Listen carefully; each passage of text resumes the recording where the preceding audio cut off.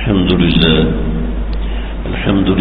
نحمده ونستعينه ونستغفره ونعوذ بالله من شرور أنفسنا ومن سيئات أعمالنا من يهده الله فلا مضل له ومن يضلله فلا هادي له ونشهد أن لا إله إلا الله ونشهد أن محمدا عبده ورسوله أما بعد فأعوذ بالله من الشيطان الرجيم بسم الله الرحمن الرحيم يا أيها المدثر قم فأنذر وربك فكبر وثيابك فطهر. وقال النبي صلى الله تعالى عليه وسلم الطهور شطر الإيمان.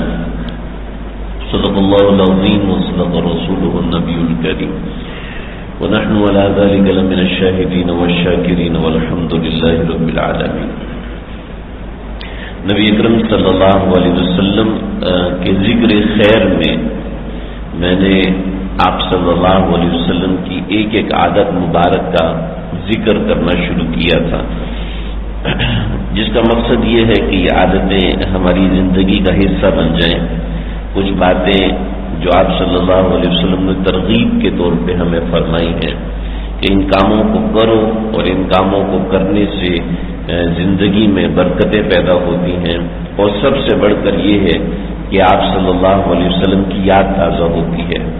مومن کے لیے رسول اکرم صلی اللہ علیہ وسلم کی یاد تازہ ہو جانا یہ بہت بڑی نعمت ہے، کیونکہ جتنی محبت ہم آپ صلی اللہ علیہ وسلم سے کرتے ہیں اس سے کہیں زیادہ آپ علیہ الصلوۃ والسلام ہم سے محبت فرماتے ہیں. ایک مرتبہ صحابہ کرام آپ صلی اللہ علیہ وسلم کے ساتھ قبرستان میں تھے، تو آپ علیہ الصلوۃ والسلام نے فرمایا کہ میں اپنے بھائیوں سے جب ملوں گا تو بہت خوش ہوں گا. تو صحابہ کرام نے عرض کیا کہ آپ کے بھائی کون ہیں؟ کیا ہم آپ کے بھائی نہیں ہیں؟ فرمایا انتم اصحابی، نہیں تم میرے بھائی تو ہو لیکن جن کا میں ذکر کر رہا ہوں وہ اور ہیں، تم تو میرے صحابہ ہو، تم تو میرے ساتھی ہو. میرے بھائی وہ ہیں کہ جنہوں نے مجھے دیکھا نہیں ہے لیکن مجھ پر ایمان لے کر آئے ہوں گے. جب میں قیامت کے دن ان سے ملوں گا تو بہت خوش ہوں گا. آپ صلی اللہ علیہ وسلم نے پوری امت کی طرف سے ایک مینڈھا قربان کیا. ظاہر بات ہے جس سے محبت ہوتی ہے اسی کی طرف سے قربانی کی جاتی ہے.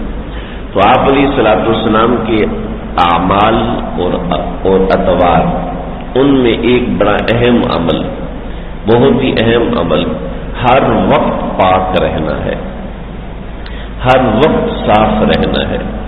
دیکھیں پاک رہنا، صاف رہنا تو ہے، لیکن ہر وقت پاک صاف رہنا، اس کا آپ علیہ الصلوۃ والسلام نے بہت زیادہ اہتمام فرمایا. حتیٰ کہ آپ صلی اللہ علیہ وسلم نے کہیں استنجا فرمایا تو استنجے کے بعد پانی وہاں پر ہے، وہاں آنے سے پہلے آپ دیوار سے ہاتھ لگا کے تیمم کر لیتے تھے کہ میرا اتنا وقت بھی بغیر پاکی کے نہ گزرے. نہیں، پاکی اور صفائی کو اتنا زیادہ پسند فرمایا. اقرأ بسم ربک الذی خلق یہ نازل ہوئی ہے 5 آیتیں.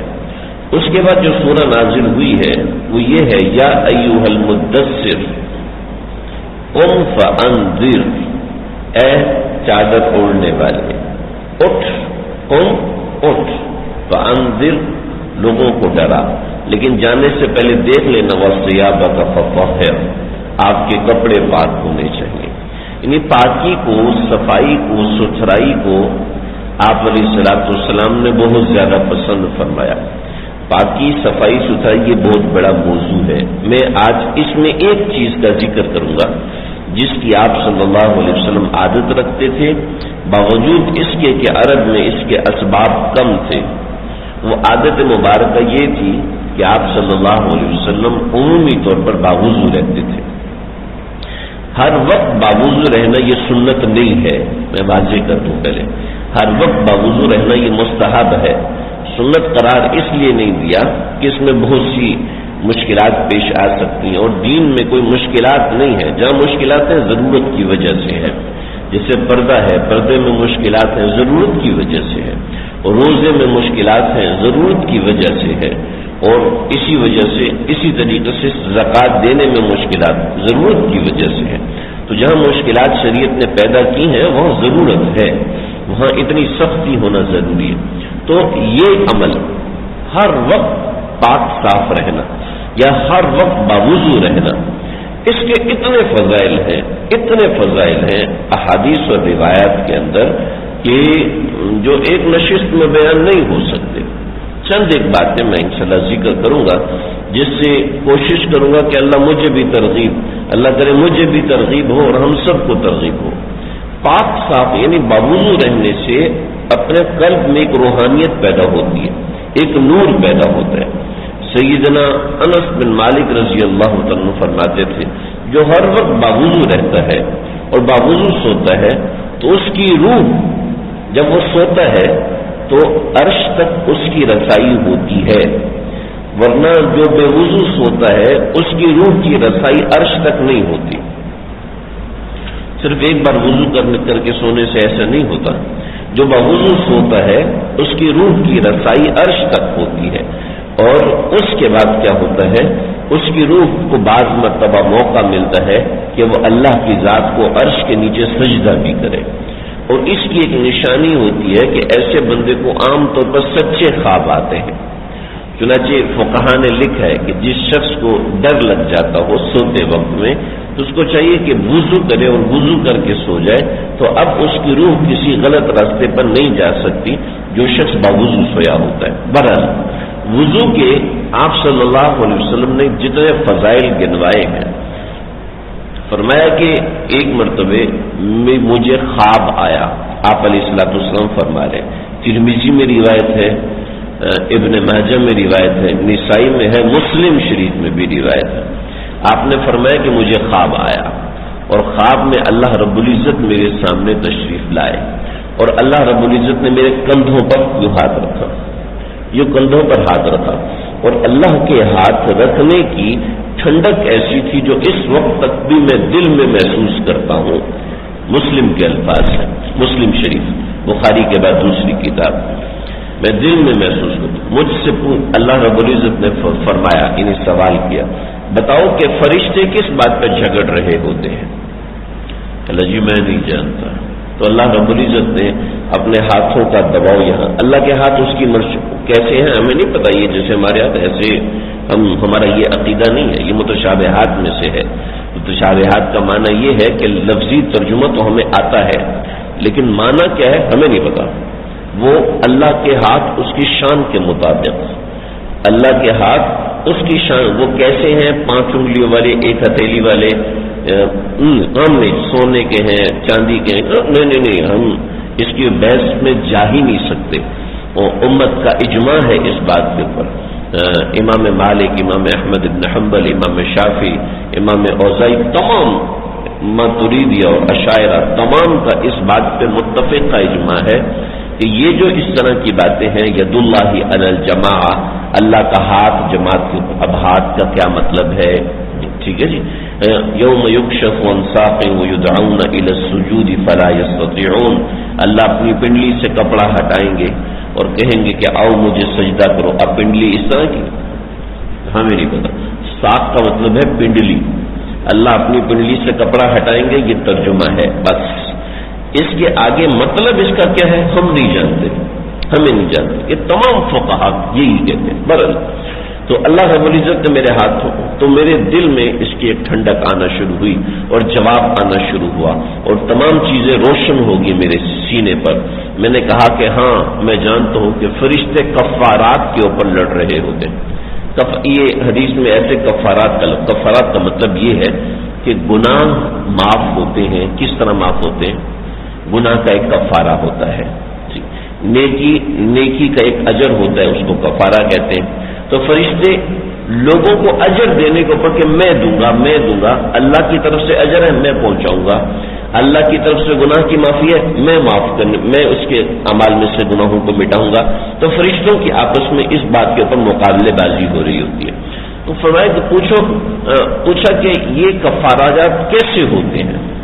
کہ جب کوئی شخص ہاتھ دھوتا ہے، وضو کی نیت سے بیٹھتا ہے اور ہاتھ دھوتا ہے تو ہاتھ کے اندر آئے ہوئے جتنے گناہ ہیں وہ سب کے سب ختم ہو جاتے ہیں، حتیٰ کہ ایک ناخن کے برابر بھی گناہ اس کے ہاتھوں میں باقی نہیں رہتا۔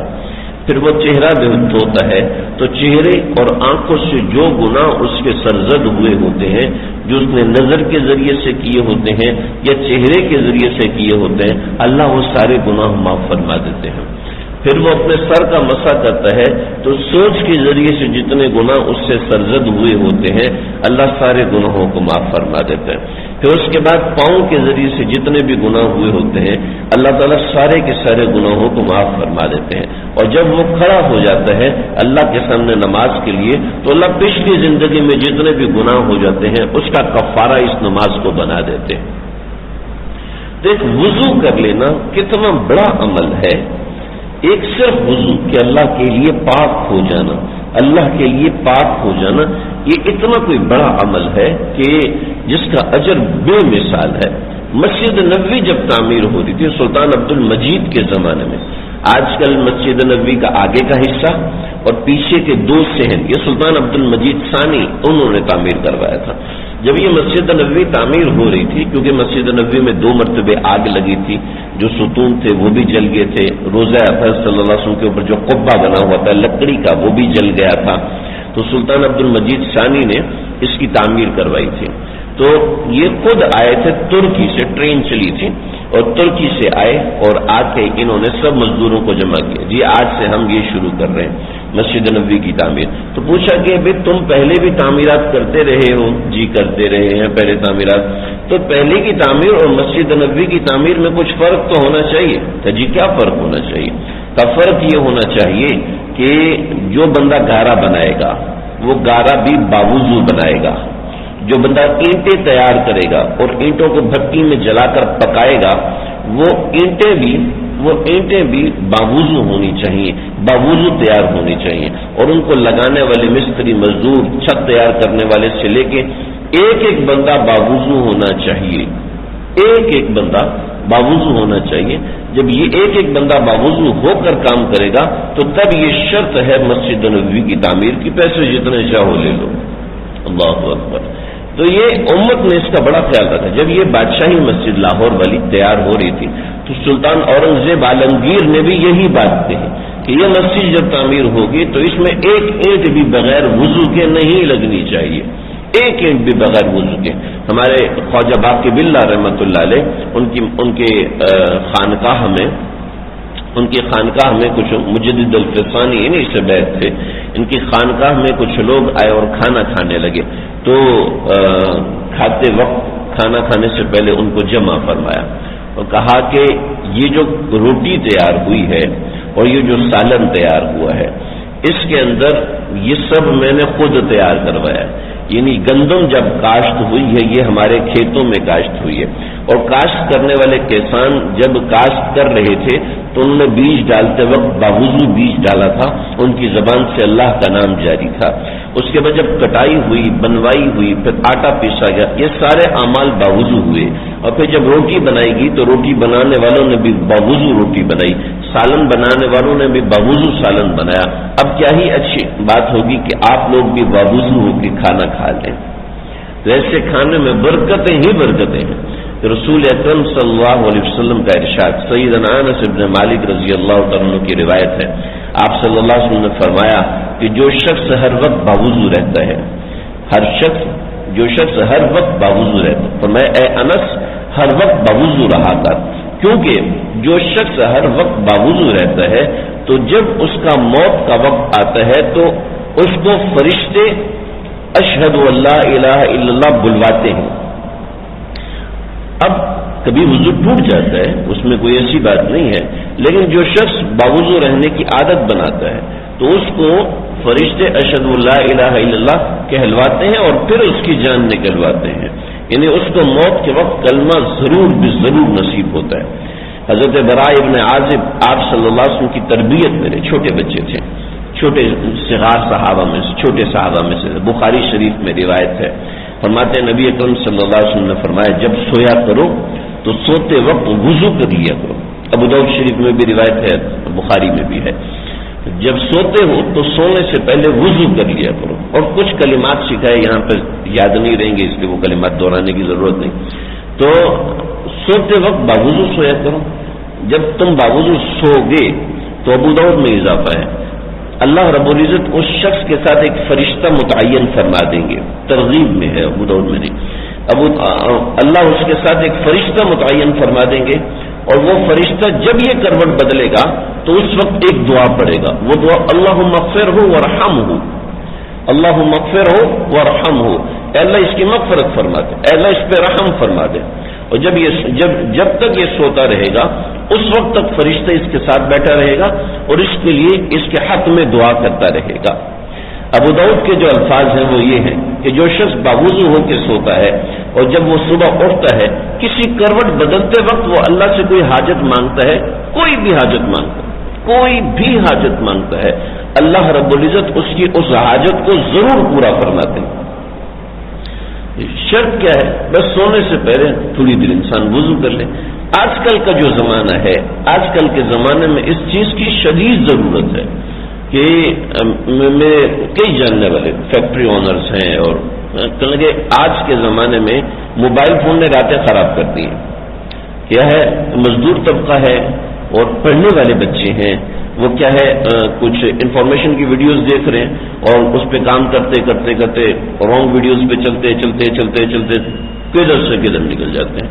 کیا ہوتا ہے؟ رات کے کبھی 3 بج گئے، کبھی 2 بج گئے، کبھی پوری رات گزر گئی، یہ 4 بجے سو رہے ہیں، 5 بجے سو رہے ہیں، 3 بجے سو رہے ہیں۔ عمومی طور پر خواتین کے خطوط آتے ہیں، ان کی مستقل شکایت کہ شوہر آتے ہیں رات کو 9 بجے 8 بجے دفتر سے فارغ ہو کے آگے، اب وہ انٹرٹینمنٹ کے لیے موبائل فون کھول لیا اور جناب رات کے 3 بجے 4 بجے 3 بجے 4 بجے تک وہ یہی دیکھ رہے ہیں اور یہی کر رہے ہیں، کوئی کچھ دیکھ رہا ہے، کوئی کچھ دیکھ رہا ہے۔ کیا ہے کہ جب ان چیزوں کا اہتمام ختم ہو گیا ہمارے مزاج کے اندر کہ آپ صلی اللہ علیہ وسلم کی تاکیدات ہیں، انسان پاک صاف رہے، انسان باوضو رہے، نوکری پہ جائے باوضو رہے، اپنے دفتر میں بیٹھا ہے، کوئی کام کر رہا ہے باوضو رہے، کہ کیوں جی عبادت کروں نا، نوکری کوئی کر رہا ہے تو عبادت ہی کر رہا ہے نا، صرف نماز پڑھنا عبادت نہیں۔ میرے ایک ساتھی ہیں، انہوں نے اپنے آفس کا افتتاح کیا، مجھے بلایا کہ بھی آؤ جی ہمارے دفتر کا افتتاح کر لو۔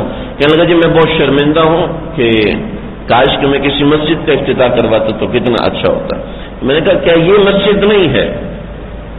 کہ یہ مسجد نہیں ہے؟ کسب الحلال فریضۃ بعد الفریض، مسجد میں فرض ادا ہوتا ہے، یہاں پر بھی فرض ادا ہوتا ہے۔ رسول اللہ صلی اللہ علیہ وسلم کمانا فرض ہے، کمانا بھی تو فرض ہے نا، حلال روزی کمانا بھی فرض ہے۔ چونکہ ہمارے ذہن سے اس کا کانسیپٹ نکل گیا کہ کمائی کرنا یہ فرض ہے، یہ کانسیپٹ نکل گیا، چنانچہ اس میں بے ایمانی خود بخود شامل ہو گئی، بھائی پیسے حاصل کرنے کسی بھی طریقے سے۔ ارے وہ تو عبادت تھی نا، یہ کام تو عبادت تھا، نوکری کرنا عبادت تھا، کاروبار کرنا عبادت تھا اور ہے، لیکن چونکہ ایک ذہن سے وہ چیز نکل گئی ہے تو اس وجہ سے انسان کے مزاج میں یہ چیز رہتی نہیں ہے کہ بھئی میں کوئی عبادت کر رہا ہوں، میں کوئی بڑا کام کر رہا ہوں۔ یہ تو میں بتا رہا تھا بنیاد آپ صلی اللہ علیہ وسلم نے ہماری بنائی ہے، وہ کیا ہے؟ دل کی پاکیزگی حاصل ہوگی اعضاء کی پاکیزگی سے۔ آپ صلی اللہ علیہ وسلم کی میں نے تقریباً اس کے اوپر 55 سے زیادہ روایات پڑھی ہیں، جن کا میں خلاصہ آپ کو بتا رہا ہوں۔ 55 سے زیادہ روایات ہیں، احادیث ہیں، جن کا خلاصہ یہ ہے، 2-3 احادیث میں مکس کر کے بتاؤں۔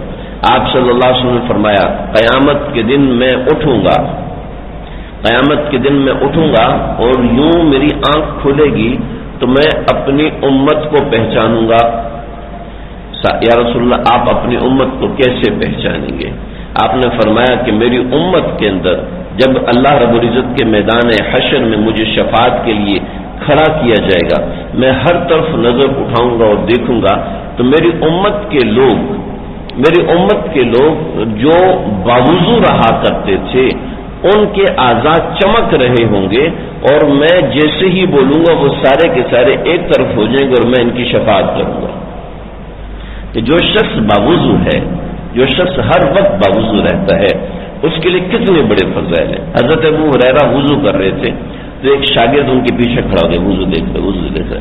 جب وضو دیکھا تو حضرت ابو ہریرہ، اس جبے ہوتے تھے اس زمانے میں عرب عام طور پہ، تو اندر سے جبے کے اندر سے بازو نکال کے دھویا کرتے تھے۔ ابو داؤد شریف میں بھی روایت ہے، آپ صلی اللہ علیہ وسلم بھی جبے کے اندر سے بازو نکالتے تھے کہ جبے کا آستین تنگ ہوتا ہے، تو وہ پوری بغل تک اس کو دھویا۔ تو کہنے لگے کہ سید جی یہ آپ نے کیا کیا؟ آپ تو ہمیں سکھاتے ہیں کوہنی تک دھونا ہے اور آپ خود بغل تک دھو رہے۔ کہتے اوے اجمی کے بچے، تو کیوں چھپ کے مجھے دیکھ رہا تھا؟ بولے میں وضو آپ کا دیکھنا چاہتا تھا۔ کہ بھائی وضو، اعضائے وضو تو یہیں تک دھونے، اعضائے وضو، لیکن میں یہاں تک اس لیے دھوتا ہوں کہ میں نے نبی اکرم صلی اللہ علیہ وسلم سے سنا ہے کہ وضو میں جو تم لوگ بازو دھوتے ہو، جہاں تک بازو دھوتے ہو وہاں تک اللہ قیامت کے دن زیور پہنا دیں گے۔ جنت میں بعد میں جائیں گے، قیامت کے دن زیور اللہ رب العزت پہنا دیں گے، اور وہ زیور ایک نشانی ہوگی کامیابی کی۔ تو میں چاہتا ہوں میرا زیور یہاں تک آئے۔ چنانچہ اسی کو دیکھ کر حضرت عمر فاروق بھی بغل تک دھویا کرتے تھے۔ حالانکہ بغل تک دھونا یہ لازم اور سنت نہیں، سنت یہیں تک کونی تک دھونا ہے، یہ صاحب حال ہیں۔ کچھ لوگ صاحب حال ہوتے ہیں، ان کا وہ عمل حجت نہیں ہوتا جو اللہ نے قرآن میں فرمایا اصل وہ عمل ہے۔ اگر کوئی کسی محبت میں مجبور ہو کے کبھی ادھر تک دھو لے تو کوئی حرج نہیں ہے، لیکن یہ ہے طریقہ بتا رہے کہ کتنی محبت، کتنی طلب ہے کہ اعضائے وضو جہاں جہاں ہوں گے اللہ رب العزت وہاں زیورات سے آراستہ کر دیں گے، ان جگہوں کو چمکائیں گے اور رسول اللہ صلی اللہ علیہ وسلم دیکھ کر پہچانیں گے۔ تو کوشش یہ ہو کہ اکثر وقت وضو کے ساتھ گزاریں۔ اپنے دفتر میں جا رہے ہیں وضو کر کے جائیں، امتحان دینے جا رہے ہیں وضو کر کے جائیں، رات سونے سے پہلے وضو کرنا چاہیے۔ صبح اٹھ کے آپ علیہ الصلوۃ والسلام سب سے پہلا عمل یہ مسواک فرماتے، اور مسواک کرنے کے بعد استنجا فرماتے، اور پھر آپ صلی اللہ علیہ وسلم وضو فرماتے تھے، اور کوشش یہ ہوتی تھی آپ علیہ الصلوۃ والسلام کی ہر وقت باوضو رہیں۔ سیدنا عائشہ صدیقہ کی خاص طور پہ روایت، آپ صلی اللہ علیہ وسلم جب سوتے تھے، جب بھی سوتے تھے، چاہے دن میں سوتے چاہے رات میں سوتے، آپ صلی اللہ علیہ وسلم پہلے استنجا فرماتے اور اس کے بعد آپ وضو فرماتے کا وضو الصلاۃ، جیسے آپ صلی اللہ علیہ وسلم نماز سے پہلے وضو کرتے تھے ایسے ہی آپ سونے سے پہلے بھی وضو فرمایا کرتے تھے۔ تو یہ آپ علیہ الصلوۃ والسلام کا ایک مستقل عمل ہے، یہ عمل مستحب ہے، سنت نہیں ہے، اس کو دھیان میں رکھیں، لیکن کوشش کریں کہ ہر وقت باوضو رہیں۔ ہر وقت باوضو رہنے سے قلب میں ایک نورانیت پیدا ہوتی ہے، ایک ایسی نورانیت پیدا ہوتی ہے جو اس کے بغیر حاصل نہیں ہو سکتی۔ ناپاک شخص کے دل میں ہر وقت ایک ظلمت پیدا ہوتی ہے، ناپاک کا مطلب ہے جو جنابت میں ناپاکی ہوتی ہے۔